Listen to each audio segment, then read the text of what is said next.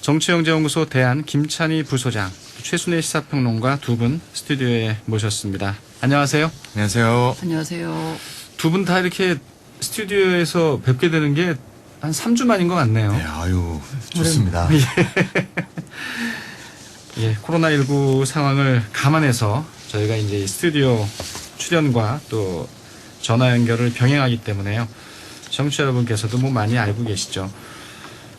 일부에서도 좀 짚어봤습니다만 이제 국회 4차 추경안에 대한 좀 예산안 심의가 진행 중인데 여야 합의한 거는 내일 이제 국회 본회의 처리가 약속이 돼 있습니다. 근데 이렇게 지켜보면 과연 내일 처리될 수 있을까 약간 걱정도 되고요. 아직도 이 통신비 2만 원 지원 문제, 또 전국민 독감 백신 접종 문제, 이 여야의 주장이 좀 합의점을 찾지 못하고 있는 것 같습니다. 이 부분 먼저 어떻게 봐야 될지 먼저 최순애 평론가께서 좀 얘기해 주시죠. 일단 추경안 통과하기 위한 쟁점과 난제는 좀 압축이 된 것 같아요. 말씀드린 대로 전 국민께 13세 이상 전 국민한테 통신비 2만 원을 지급하자라는 그 9,300억 원을 지금 이제 국민의힘 야당은 다른 데를 좀 쓰자 이런 거거든요. 그래서 나온 대안이 그 독감 무료 접종 지금 올해 어차피 그 3천만 개 도수 생산밖에 못하는 터에 거기에 이제 1,900만 개는 이제 무료 접종하고 나머지 1,100만 개를 이제 무료로 그러면 또 접종을 하자라는 게 야당의 주장이고 그거는 이제 그래 봐야 총 2천억 원 정도이고 그리고 거기다가 이제 그 돌봄 비용 이게 이제 요번에 초등학생까지 확대됐잖아요. 근데 이거를 중고생까지 확대하자. 어차피 학부모들의 어떤 문제 제기도 있고 하니까 이것이 한 5,500 정도, 5,700 정도까지 나와요. 그리고 여기에 이제 그 법인 택시 기사들도 이제 100만 원씩 지급하자. 이러면 한 1,000억입니다.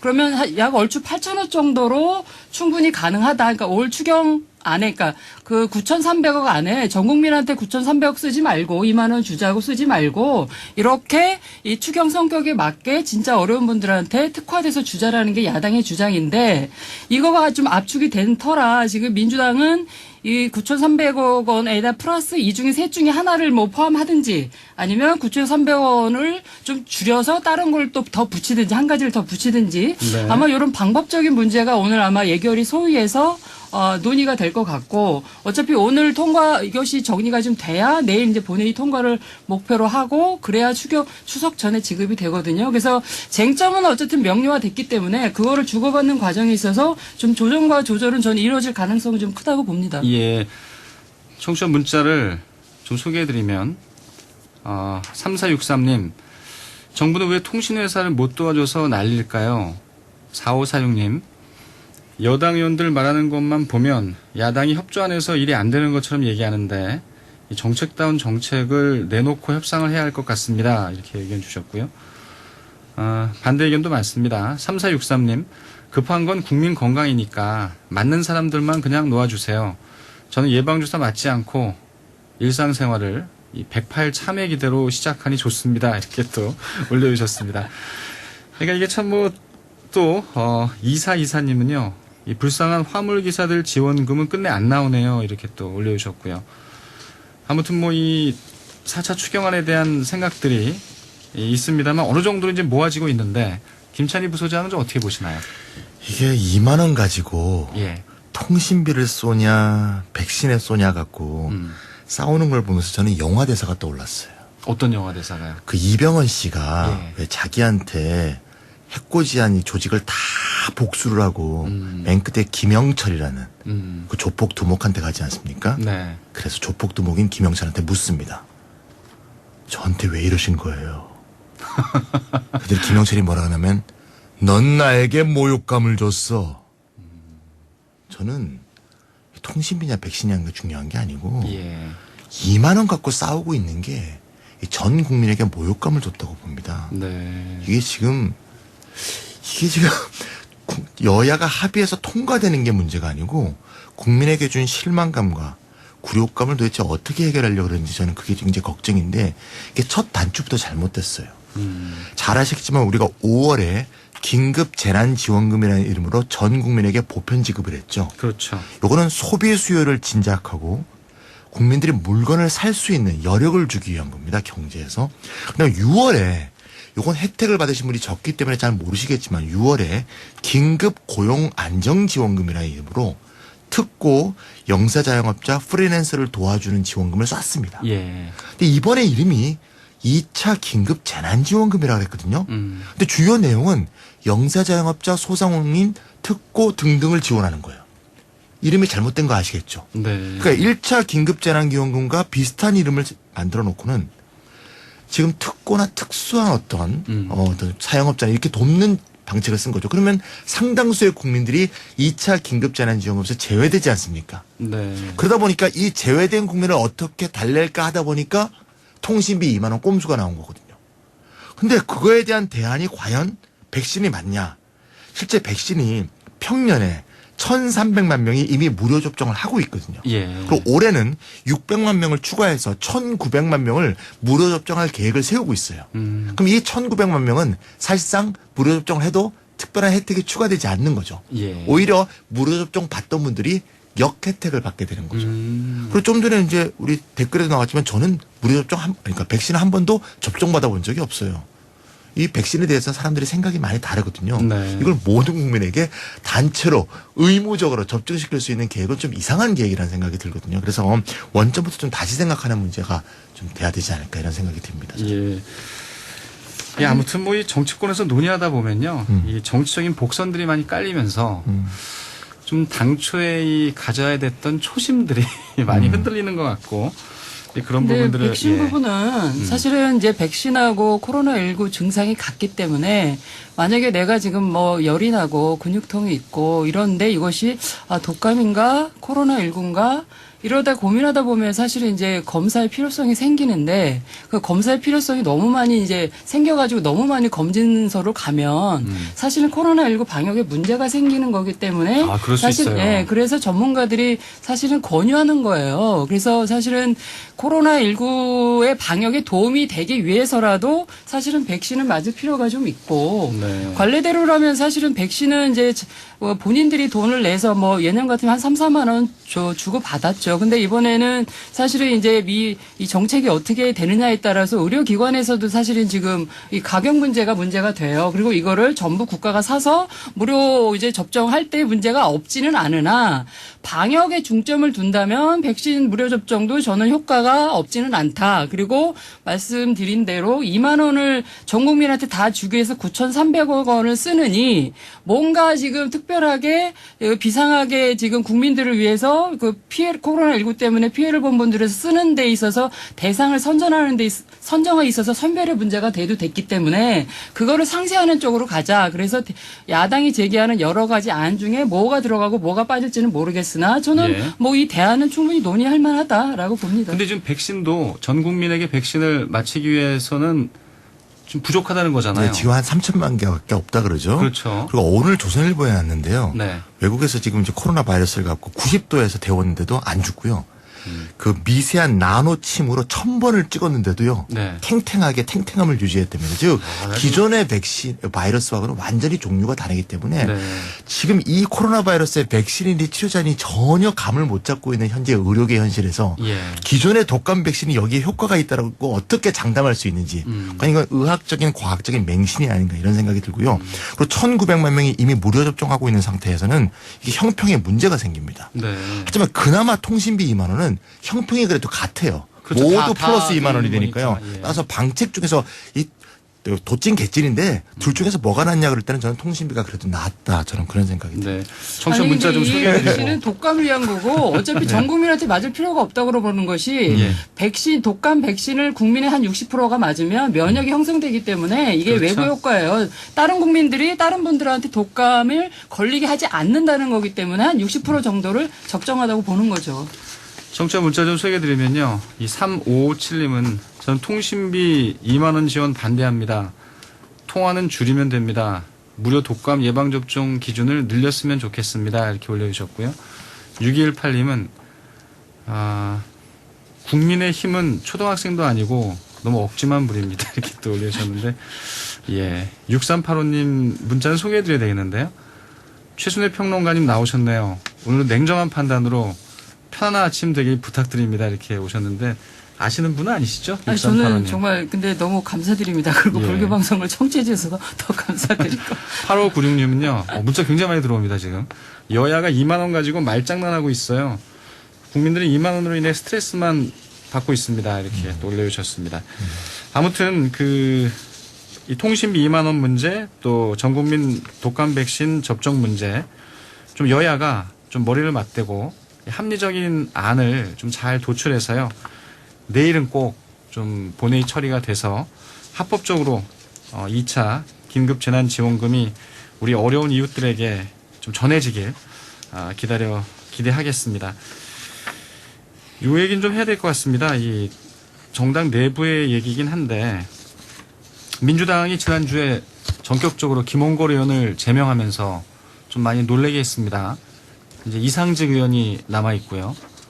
국민의힘은 이 박덕흠 의원 관련된 기사가 오늘도 조간신문에 이제 실려 있는데 굉장히 좀 쟁점화가 되고 있고 이 와중에 결국은 이 국회가 그동안 방기했던 이 이해충돌 방지법의 이 제정 필요성이 좀 급부상하고 있는 이런 상황 좀 얘기를 나눠보도록 하겠습니다. 먼저 김찬희 부소장께서 민주당이 지금 스탠스 굉장히 좀 강한데요. 아무래도 추미애 법무부 장관으로 밀렸던 여론을 좀 반전시키기 위한 목적도 숨어 있겠죠. 네, 사실 최근에 대정부질문 자체가 사실 문제가 많지 않았습니까? 예. 이게 추미애 장관 마치 무슨 청문회냐. 이건 사실 국민들한테 매우 실망감을 줬다는 생각이 드는데요. 실제로 우리가 대정부질문에서 해야 될 일이 굉장히 많지 않습니까? 대정부질문은 사실 국회의원이 국민을 대표해서 국정 전반에 대해서 정부에게 묻고 문제 제기하고 해결책과 대안을 제시해 정부를 견제해야 되는 그런 일을 해야 되는데 예. 전혀 하지 않았죠. 이번에 사실 대정부 질문을 보면서 저는 특히 뉴딜 펀드 문제라든가 좀 전에 우리가 다뤘던 2차 긴급 재난지원금 문제 또 굵직굵직한 문제가 많습니다. 삼성 이재용 부회장 기소 문제. 그것도 크죠. 굉장히 큰 문제. 예. 그다음에 이스타항공 지금 얘기하셨는데 이스타항공은 지금 이상직 의원이 지금 더불어민주당 현직 의원이죠. 근데 임금 체불 문제에다가 사실은 김홍걸 의원 못지않게 굉장히 좀 그렇죠. 중요한 사안이고 임금 체불에다가 또 예. 무더기 정리해고가 됐죠. 그렇죠. 사실 자구책이라든가 뭔가 노력을 위한 노력을 먼저 했어야 되는데 이건 의원 이전에 사실 경영자로서 해야 될 책무를 거의 하지 않은 상태에서 그냥 위기니까 그냥 다 날아가라. 다 해고되라. 이건 자체가 기본적으로 경영주로서도 진짜 실책이다 이런 생각이 들 수밖에 없고요. 실제로 이 문제는 엄정하게 처리되는 게 맞고요. 그래서 이거에 대해서 뭐 사실 논란의 여지가 없고 오히려 더 강하게 이런 부분에 대해서 책임을 물어야 되지 않을까 이런 생각이 듭니다. 예. 이상직 의원도 굉장히 중요한 결정이 내려질 걸로 이렇게 보시는 거네요. 네, 그래야 된다고 봅니다. 일부에 이원욱 의원 인터뷰했습니다만 이 의원도 비슷한 전망을 내놓고 있던데요. 이제 그렇게 되면 이제 다시 이제 국민의힘으로 또 이제 넘어갑니다. 박덕흠 의원도 물론 당에서는 좀 더 이 팩트들을 점검하겠다 뭐 이런 입장을 밝히고 있는데 언론에서 보도되고 있는 내용을 보면 뭐 상당히 좀 무거워 보입니다. 예, 의혹들이. 일단 이제 국민의힘의 박덕흠 그러니까 이게 전체적으로는 어떤 공복이라고 하는 국회의원들의 도덕적인 문제에 이게 핵심이에요. 그리고 특히 이제 민주당 같은 경우는 전 조국 전 장관, 현재 추미애 장관 그리고 이제 김홍걸 의원, 이상직 의원까지 이르는 어떤 공정의 문제와 도덕성의 문제 이런 것들 또 개인의 윤리 문제가 계속 제기된 건데 네. 또 이런 윤리적인 문제가 그러면 국민의힘에는 없냐? 그러니까 없는 게 아니었는데 딱 이제 박덕흠 의원이 대두가 된 거예요. 근데 박덕흠 의원의 문제는 또 더 심각한 게 뭐냐면 지금 김홍걸 의원, 이상직 의원 이런 분들은 어쨌든 초선이었단 말이에요. 지금 들어온 분들이에요. 근데 그렇죠. 박덕흠 의원은 되고 나서도 계속 본인이 창업주였거나 이제 지금은 어떤 뭐 자제분이 운영한다든지 형이 운영한다든지 건설회사 가족이 운영을 해요. 근데 계속 공공기관의 수주를 따고 뭐 본인 회사의 기술을 이용하게 하면서 현직에 있으면서 지난 5년 동안 했다는 것 자체가 더 이제 문제의 심각성이 있는 거예요. 저는 이렇게 봤을 때 오늘 박덕흠 의원이 기자회견을 한다고 하는데 어떤 해명을 할지는 모르겠어요. 그래서 이것이 그러니까 상임위원회를 바꿨다고 해서 그러니까 국토에서 나와서 환노위로 갔다고 해서 문제가 해소되는 것이 아니다.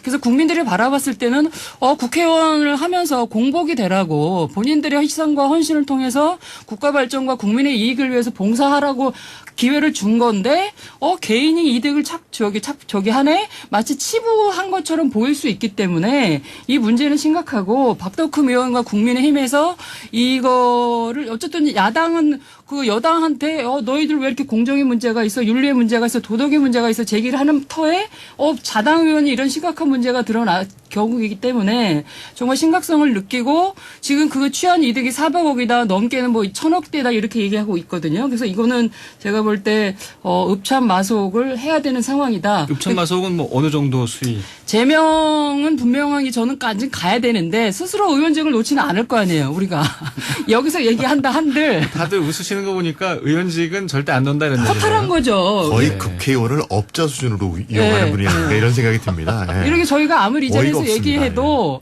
스스로 내려놓겠어요? 우리가 그런 걸 너무 많이 봐왔기 때문에 경험치적으로 국민들은 지금요, 이 4546님이 지금 두 분 얘기를 딱 공감하는 문자를 주셨어요. 제명은 큰 의미가 없다고 봅니다. 여야를 떠나 그런 상황이면 의원 배지 내놓는 것으로 점점점. 요 점점점은 내놔야 되는데 안 내놓는데 이런 여태 얘기 그런 걸 같아요. 못 봤다 이거죠. 예, 김홍걸 의원도 예. 이상직 의원도 박덕흠 의원도 사실은 공복으로서의 지금 자리를 지키기에는 정말 부끄러운 모습이라고 저는 생각을 합니다. 참, 그러니까 이런 걸 원천적으로 좀 방지하기 위해서 2015년에 이제 김영란법이 제정이 되면서 논의됐던 게 이해충돌 방지법이잖아요. 물론 국회 내에도 관련된 법이 있다고 하지만 처벌 규정까지 주고 좀 명확하게 이 범위를 정했던 사적인 이해관계, 이 범위를 정했던 이해충돌 방지법이 통과됐어야 하는데 당시 의회 속기록을 보면은 참 재밌어요. 의원들의 얘기를 들어보면 지금 5년 동안 지난 20대 국회에서도 임기 만료와 함께 그냥 폐기됐고요. 지금 정부 입법안이 또 넘어와 있습니다. 정무위에 와 있는데 제가 보기엔 어떤 진짜 국민의힘이라 그러니까 꼭 야당을 또 얘기하는 것 같고 뭐라 그래야 되나 시민의 힘으로 이 법안을 꼭 제정해야 될 것 같은데 국회의원들이 자기 일이니까 서로 동료 감싸기 뭡니까? 그러니까 동업자 정신 아니겠습니까? 그러니까 개별적으로 물어보면 다들 이제 이해충돌 방지법이 그렇죠. 있어야 한다고 얘기하는데 이게 모아놓으면은 표가 안 나오는 뭐 이런 동업자 정신을 상황입니다. 확인하는 거죠, 이제. 원래 여야 의원이 회의에서는 저렇게 뭐 다투고 이래더라도 회의가 끝나면 막 어깨 두들기고 같이 밥 먹고 또 심지어는 같이 또 목욕탕도 다니고 이러면서 그렇죠. 말씀하신 대로 그 동업자 의식이 견고해지기 때문에 본인들이 어떤 해를 끼치는 거, 본인들의 이익을 확대할 수 있는 거, 뭐 그렇다고 노골적으로 표현하기는 좀 약간 거시기한 측면도 있으나 예. 그런 게 분명히 존재하기 때문에 스스로들 본인들의 어떤 의식을 철저히 하고 행동을 삼가야 되겠다. 국민들 보기에 부끄러운 짓은 하지 않아야 되겠다. 이런 것들을 법안을 제정하는 데 있어서는 게으르다는 거죠. 네. 저는 그런 부분은 과연 어떻게 근데 자정 노력을 해야 되는 윤리조차도 상설에서 비상설로 바꿨고 요번에 뭐 전반기만 국회 윤리위를 가동한다고 하는데 완전히 송방망이고 그러니까 서로 끼리끼리 봐주는 행태는 여야가 마찬가지다. 라는 예. 생각이 듭니다. 알겠습니다. 청취자분들께서 오늘 월요일이어서요. 이 문자를 많이 주고 계십니다. 3463님. 이 국회의원들도 이 비리 1000만 원 상당의 말들이 오고 가면 자동으로 배지 떼는 걸로 이 법을 어떻게 그러면 이 국민입법안으로 한번 이렇게 낼 수는 없는지. 예. 1074님은요, 예, 불교방송 애청자입니다. 예, 전 통신비 지원은 예산 낭비라고 생각합니다. 9550님은요, 이 서민을 위한 4차 추경안 빨리 통과되길 바랍니다. 속도가 소상공인들을 구한다고 합니다. 이런 의견을 주셨습니다. 이제 뭐 시간이 한 5분도 채 남지 않았는데 마지막 요 얘기는 좀 해야 될 것 같습니다. 지역 화폐가 과연 지역 경제에 도움이 되느냐 안 되느냐.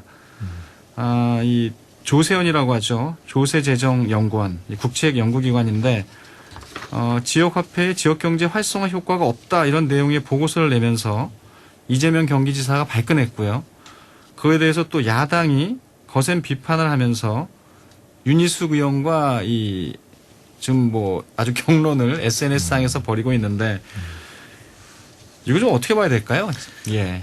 일단 뭐 조세재정연구원에서 낸 보고서 자체가 좀 문제가 많다. 예. 그런 얘기를 하고 싶은데요.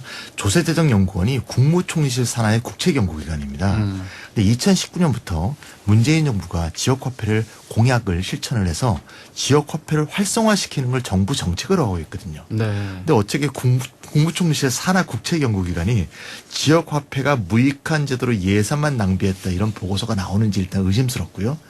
두 번째로는 또 이 기본적으로 조세재정연구원이 대상으로 한 지역화폐 효과의 그 기간이 2010년부터 18년 사이입니다. 그러니까 지금 정부가 출범하기 전에 아주 극소량에서 또 다른 형태로 추진됐던 지역화폐 정책을 갖고 보고서를 낸 거죠. 네. 근데 2019년 이후 특히 올해 긴급재난지원금을 지역화폐로 다 쏘지 않았습니까? 이거에 대한 효과가 전혀 분석되어 있지 않습니다. 그리고 작년 12월에 실제로 발표한 한국지방행정연구원 지행원인데요.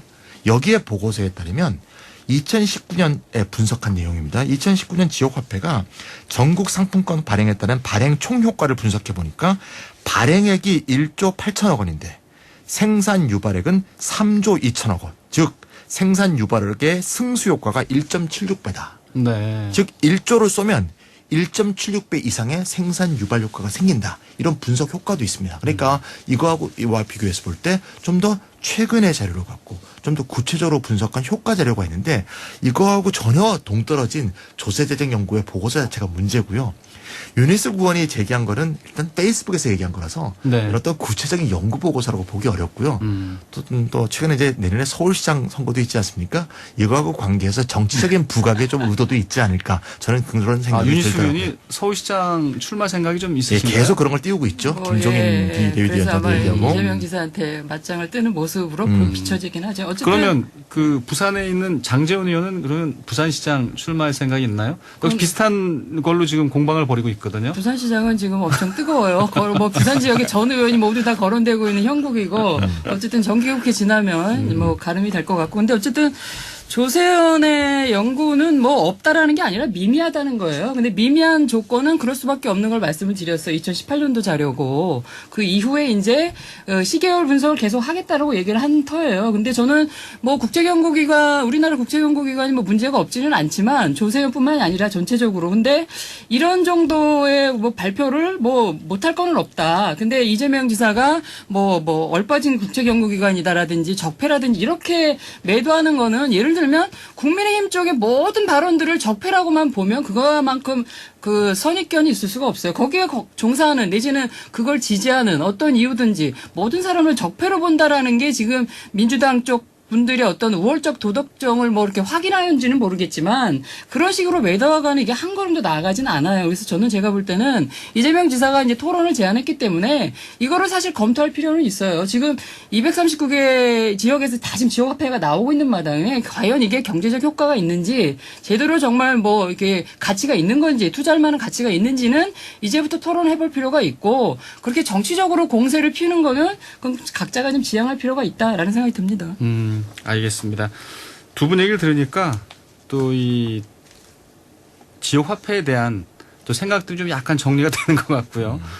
예, 알겠습니다. 예, 오늘 얘기는 여기까지 하죠. 금주의 정치 전망 최순의 시사평론가 정치연구소 대안의 김찬희 부서장이었습니다. 두 분 오랜만에 뵈서 반가웠습니다. 네, 고맙습니다. 고맙습니다.